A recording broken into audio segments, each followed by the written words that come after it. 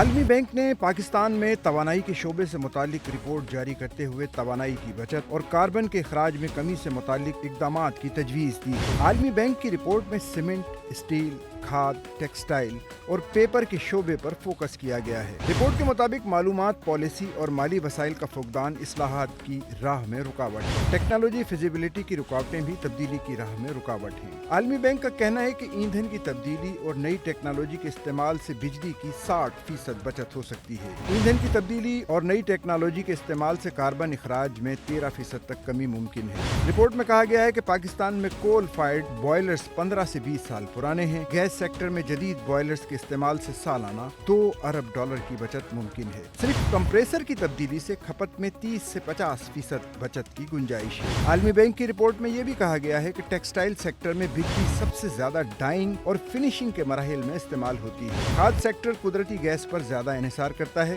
جس سے قیمتوں میں اتار چڑھاؤ کا خطرہ ہوتا ہے۔ حکومت اور نجی شعبہ تجاویز پر عمل کرے تو توانائی کے بحران پر قابو پایا جا سکتا ہے۔ تجاویز پر عمل درآمد سے پاکستان اپنے ماحولیاتی اہداف کو بھی حاصل کر سکتا ہے۔